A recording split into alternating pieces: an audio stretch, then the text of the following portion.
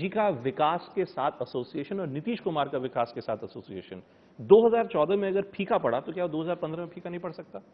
नहीं, 2015 और 2014 में, इसलिए तो मैं कह रहा हूं कि अब तुलना करने लायक स्थिति ही नहीं। 2014 में लोग, जो उस समय की सरकार थी, उसको बदलना चाहते थे और आप उस और कोई दूसरा विकल्प नहीं था सामने। भारतीय जनता पार्टी ही एक विकल्प के रूप में दिख रही थी। मुलायम सिंह यादव, वो जो आपको धोखेबाज कहते हैं, तो इसका क्या मतलब निकाला जाए सर? अब उस पर चर्चा करना बेकार है। इन्होंने जो अभी रास्ता अख्तियार किया है, ये समझ के परे है, क्योंकि यह निर्णय राजनैतिक तो हो ही नहीं सकता। स्टिंग ऑपरेशन भी हो गया, देखिए कोई फायदा नहीं होने, कोई फायदा नहीं हुआ आपके मुताबिक। लेकिन मोदी जी ने जो कहा, अब बोलते हैं भाई, जिसके पास से 2 करोड़ रुपया नगद निकला उसको आप मंत्री बनाते हैं, आपको क्या इन बातों पर बोलने का नैतिक अधिकार है? आप बताइए ना, प्रधानमंत्री जी बोल रहे हैं, व्यापम पर चुप क्यों है? ललित मोदी प्रकरण पर ललित गेट के नाम से मशहूर हुआ। मोदी गेट लोग शुरू में बोल रहे थे, लेकिन चूंकि प्रधानमंत्री जी का भी नाम मोदी है, इसलिए ललित गेट पर आया वो। तो ये सारी बातें उसमें चुप्पी तोड़े कभी क्या? आपके मुताबिक ये चुनाव किस मुद्दे पर लड़ा जा रहा है? नहीं, ये चुनाव तो हम लोग विकास के मुद्दे पर लड़ रहे हैं और विकास का हमारा एक अपना नजरिया है, लेकिन भारतीय जनता पार्टी के लिए विकास मुखौटा है। वो विकास पर नहीं लड़ रहे हैं। किस पे लड़ रही है? वो समाज को बांटकर अपने लिए स्पेस बनाना चाहते हैं। नंबर 1, सबसे पहले उन्होंने कास्ट कार्ड खेला।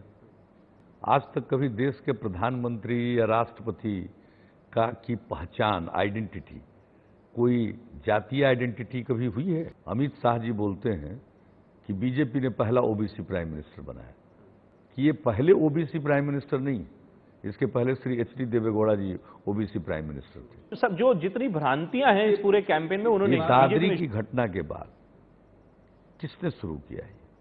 आप दादरी की घटना की जितनी निंदा की जाए कम है, और इस घटना के डिफेंस में बीजेपी के नेता आते, मोदी जी के मंत्री आते, कूदते हैं मैदान में, और इस प्रकार से इस मामले को होने दिया गया और फिर इस मामले की निंदा नहीं की गई। नहीं, ठीक बात है। आरएसएस की तरफ से ये बात आएगी कि आरक्षण की समीक्षा होनी चाहिए और आप उस पर भी चुप्पी साध लेंगे। सर मुझे ये बताएं कि देखिए, एक और बिहार, लेकिन दादरी पर चुप्पी, उसके पहले आरक्षण पर चुप्पी। इनटॉलरेंस इस कदर बढ़ रही है कि कोई आदमी अगर रैशनल विचार रखता हो, अपना सोच है।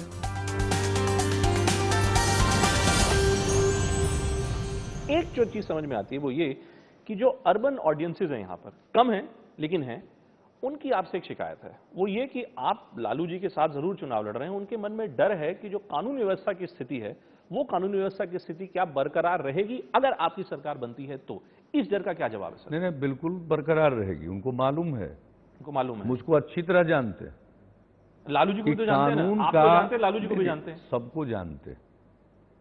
लेकिन आज जो बिल्कुल कानून का राज है, यही कानून का राज रहेगा। सबको रेस्ट एश्योर्ड होना चाहिए, निश्चिंत रहें।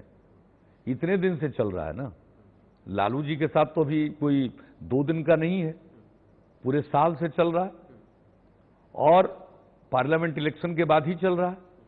क्या इसमें गिरावट आई है कहीं? इसलिए ये एक काल्पनिक भय लोगों के मन में पैदा किया जा रहा है। नहीं सर, काल्पनिक बीजेपी माहिर है। नहीं, बीजेपी माहिर जरूर होगी, लेकिन काल्पनिक डर कैसे है सर? काल्पनिक है। नहीं देखिए, आज की डेट में लालू जी के दोनों बेटे देखिए चुनाव लड़ रहे हैं, तो उससे क्या आप मंच पे जाके आपने तो तेज को एक तरीके से कहा कि ये तो हमारे कैंडिडेट, ठीक है, आप अलायंस में। दोनों दो चीज है ना, कोई लड़का चुनाव लड़े, अब तो यहां फैशन हो गया, अब मुझको जवाब देने की कोई जरूरत नहीं। हमारे लिए तो कोई नहीं है, हमारे लिए तो सब एक समान है। वो कहीं आपके राजनीतिक उत्तराधिकारी वही तो नहीं है? क्या बात करते हैं, कोई राजनीतिक उत्तराधिकार तय हो रहा है? क्या तय हो रहा है? वो चूंकि लड़ रहे हैं, आप बिल्कुल नहीं बोलते हैं। नहीं, देखिए, इसका जंग, इसका लोगों के मन के भय से क्या मतलब है? कोई मतलब नहीं है। लोगों को भयभीत होने की कोई आवश्यकता नहीं है और जो इस प्रकार का वातावरण बना रहे हैं उनसे ही मेरा प्रश्न है कि क्या फर्क पड़ा है? कोई फर्क तो पड़ा नहीं है। नहीं, अभी तो सर आज सरकार आई भी नहीं ना, अभी तो पता नहीं सरकार आएगी कि नहीं भाई, आएगी। आज भी जो सरकार हमारी चल रही है इसको तो लालू जी की पार्टी का समर्थन है। क्या इस बात की संभावना हमको है? अकेले का बहुमत नहीं है सर, क्या इस बात आज तो चुनाव हो रहा है। अब इन दिनों 10 दिन या 20 दिन सरकार का कोई बहुत मतलब नहीं है, क्योंकि जब चुनाव होता है तो बहुत सारे काम रुक जाते हैं और अभी सिर्फ और सिर्फ चुनाव के बारे में लोग सोचते हैं। लेकिन चुनाव की घोषणा के पूर्व तक की स्थिति का विश्लेषण तो करेंगे ना। नहीं, ठीक बात है, कहीं किसी के मन में डर पैदा हुआ लेकिन क्या? वही लोग जो डर की देखिए, बात करते हैं सर, आप पटना में या किसी भी शहर में चले जाइए, शाम में आपको देर तक महिलाएं भी नजर आएंगी या नहीं वहां नहीं, शॉपिंग करती हुई? हाँ, हो सकता है पटना में, नहीं जरूरी नहीं, पटना जरूरी नहीं, कि सब कहीं पटना जगह। के अरे बाहर आप नहीं कहीं मिले। चले जाइए, आप छोटे कस्बे में चले जाइए, वहां भी मैं तो सर अभी जम्मू में था, वहां पे तो 10 घंटे बत्ती ही नहीं थी। अभी मैं अभी जम्मू गया था, वहां पे 10 घंटे बिजली भी नहीं थी। ये काम तो कभी भी हो सकता, कहीं भी हो सकता है। इसके लिए कोई एक बार आपका एक्सपीरियंस हो गया, ठीक बात है, तो उसको नहीं मान लेना। मैं उसको जनरलाइज नहीं आज कर रहा था। देखिए, आप तुरंत डेविएट कर गए बिजली पर पूछिए, बिजली पर हम पूरी मैं बात दोनों बताएं। को कोरिलेट कर रहा हूं। हम तो उसका कोई रिश्ता नहीं है ना, भय से उसका कोई रिश्ता नहीं है। ऐसा तो नहीं है कि बिजली रहने से अपराध नहीं होगा। आप जरा बताइए दिल्ली का क्या हाल है? दिल्ली में तो बिजली है, दिल्ली में बिजली है, 2.5 साल की बच्ची के साथ क्या हो रहा है, 5 साल की बच्ची के साथ क्या हो रहा है? ये जो अपराध के आंकड़े हैं, नेशनल क्राइम रिकॉर्ड ब्यूरो द्वारा पब्लिश है, होम मिनिस्ट्री का ऑर्गेनाइजेशन है, आप उठाकर देख लीजिए। बिहार का तो अपराध के मामले में 1 लाख की आबादी पर जो अपराध की संख्या है, उस हिसाब से तो बिहार राष्ट्रीय औसत से भी काफी नीचे है और हमारा नंबर तो 22वां है। क्या ये 1 नंबर पर दिल्ली, 3 नंबर पर मध्य प्रदेश, 4 नंबर पर हरियाणा है। आप साहब यहां सोच रहे हैं कि लोगों के मन में डर है। आप जो अपनी बिजली की बात छेड़ी ना, तो बिजली तो हरियाणा में खूब है, बिजली तो दिल्ली में खूब है। नहीं, अपराध हो रहे हैं। मैं सिर्फ इस बात पे था, आप जो कह रहे हैं कि पूरे बिहार में महिलाएं बाहर निकल के घूम रही हैं, देर रात तक शॉपिंग कर रही हैं, मैं उस बात को काउंटर कर रहा था। नहीं कहा है शाम देर तक की बात, शाम तक भी अगर बात करें तो कोई भी देर रात क्यों अनावश्यक निकलेगा? मैं शाम की काम बात कर रहा हूं। पड़ने पर कोई निकलता है, लेकिन महिलाएं भी शाम में भी निकलकर जरूरत पड़ने पर बाजार जा रही हैं। आप कितने बजे रात तक घूमे पटना, देख लीजिए, ठीक बात है, कितनी बजे देर तक चहल पहल बनी हुई। क्या ये सच नहीं सर? और आप सुन लीजिए, बिहार में शहर में रहने वाले लोग, व्यापार करने वाले लोग, कितने, उनकी कमाई कितनी बढ़ी, उनका व्यापार कितना बढ़ा। वो सब आज किसी के मन में कोई डर है तो ये नाहक है, ये एक अनावश्यक प्रचार का प्रभाव हो सकता है। किसी को न डरने की जरूरत है, ये कानून का राज है, कानून का राज रहेगा। अब बिहार में किसी भी सूरत में ये हालत अब बदलने वाली नहीं है। लोग निश्चिंत रहे। चलिए, आपने बड़े स्पष्ट शब्दों में कहा कि ये हालत बिल्कुल बदलने वाली नहीं, लेकिन मैं इस बात को अगर थोड़ा सा अंत में आगे लेके जाऊं, मैं बिहार के चुनाव के बारे में देखिए, अब एक बात जो स्पष्ट है कि भारत की राजनीति जो है वो एक तरीके से इसी चुनाव के परिणाम पर टिकी हुई है। अगर ये चुनाव का फैसला आपके हक में जाता है तो इसके आगे क्या? इसके आगे नीतीश कुमार बिहार के मुख्यमंत्री तो बनेंगे, लेकिन हमने जैसे देखा, अभी आप देखिए अरविंद केजरीवाल के लिए आप अभी दिल्ली गए थे, ममता बनर्जी अरविंद केजरीवाल के बीच काफी अच्छा रिश्ता है।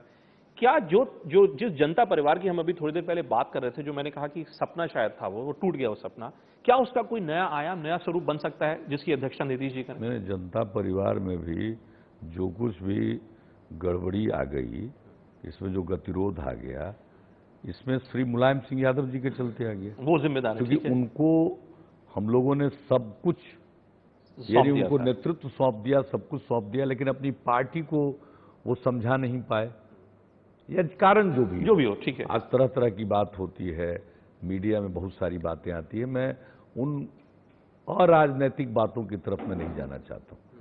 मैं तो शुद्ध रूप से राजनीतिक विश्लेषण करता हूं, लेकिन इसका मतलब यह नहीं है कि और बाकी लोगों के मन में ये बात सब दिन के लिए समाप्त हो गई, यानी कि आगे नहीं कुछ स्वरूप बन सकता है, कई प्रकार का स्वरूप बन सकता है। उसकी आपने चूंकि जनता परिवार की चर्चा की, तो उसके संदर्भ में इतनी बात कर। देखिए, अब बिहार का चुनाव, बिहार का चुनाव लोगों की इच्छा प्रकट होगी, लोग जिम्मेवारी सौंपेंगे, आगे काम करना।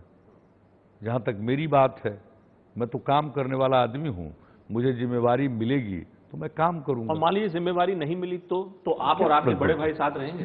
क्या फर्क पड़ता है? नहीं, मैं पूछ रहा हूं साथ रहेंगे कि नहीं रहेंगे? वैसे आप निश्चिंत रहिए, जो माहौल है बिहार का, हम लोग भी इतने दिनों से राजनीति में हैं और कोई आज से चुनाव नहीं लड़ रहे, 1977 से देख रहे हैं।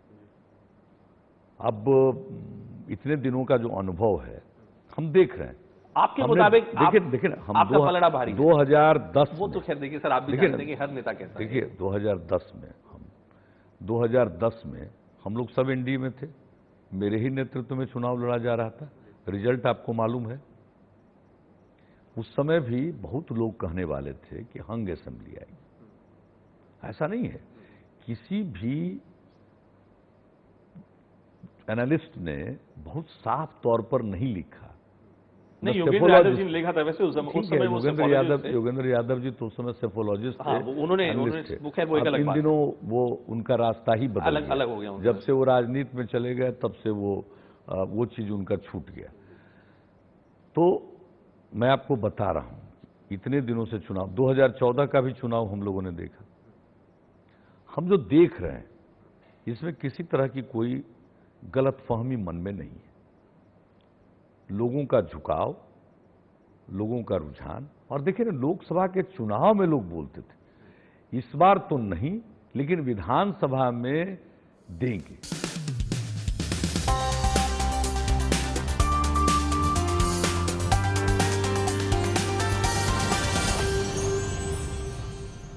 ये जो चर्चा है कि नीतीश जी ने नरेंद्र मोदी के ऊपर एक मोदी कर दिया, जो मोदी जी ने नीतीश जी के ऊपर किया 2014 में, वो नीतीश जी ने नरेंद्र मोदी के ऊपर कर दिया। आप इस प्रकार प्रभावित हैं उनसे कि आजकल आप देखिए प्रेस कॉन्फ्रेंस भी आप ट्विटर पे करते हैं, प्रशांत किशोर जी जो नरेंद्र मोदी जी के साथ थे अब वो आपके साथ हैं, तो ये बताइए ये सब बदलाव कैसे आ गए? तो इसमें कोई जिसको कहिए कि ये ओरिजिनल आइडिया, क्योंकि आप तो पहले चिड़िया कहते थे, मुझे याद है, कहते थे क्या चीची है ये, चिड़िया है। ओरिजिनल आइडिया आदरणीय मोदी जी का तो है नहीं। आप सोच लीजिए जरा सा, देखिए इजिप्ट में क्या हुआ, मिस्र में। सबसे पहले जो मिस्र में चेंज आया उसमें सोशल मीडिया का कोई रोल था, सबको मालूम है। इस देश में जो भ्रष्टाचार के खिलाफ अन्ना हजारे साहब के लीडरशिप में आंदोलन चला, उसमें जो टीम अन्ना थी जिसमें केजरीवाल साहब और लोग भी थे, तो ये कोई ऐसी बात तो है नहीं कि ये उनका ओरिजिनल आइडिया है। अब ये कहिए पहले आप उसको सीरियसली नहीं लेते थे, पहले पूरी बात ये मैं कह रहा हूं सर, नहीं लेते थे। अब तो बात तो पूरी कर लेते कि प्रशांत किशोर जी रहने वाले कहाँ के? बिहार के। उनकी घर वापसी हो गई, नीतीश जी ने उनकी घर वापसी करा दी। भाई ये तो मोदी जी का कुछ नहीं है, क्योंकि देखिए अमित शाह जी ने क्या कहा, प्रशांत किशोर जी का है, तो अमित शाह जी ने कहा घर में काम कर रहे हैं कि नीतीश बाबू दरअसल खो-खो के नियमों से चुनावी दंगल लड़ने जा रहे हैं। उन्होंने कहा जो खो-खो गेम होता है उसके थ्रू आप जो है कि चुनावी दंगल लड़ने जा रहे हैं। इस कॉन्टेक्स्ट में पूछ रहा था मैं आपसे। किनकी बातों का जवाब दें भाई? अमित शाह जी को कुछ पहले से भी थोड़ा बहुत हम जानते हैं, अब क्या उन पर बोले? चलिए, अभी उनके सिर पर मोदी जी का हाथ है और कुछ नहीं है। इसलिए अब देखिए, कहीं ये किसी नेशनल पार्टी का लक्षण है? आप सोच लीजिए कि ये लोग कितने डेस्परेट हैं। पूरा इनकी राष्ट्रीय पार्टी यहीं बैठ गई है आकर।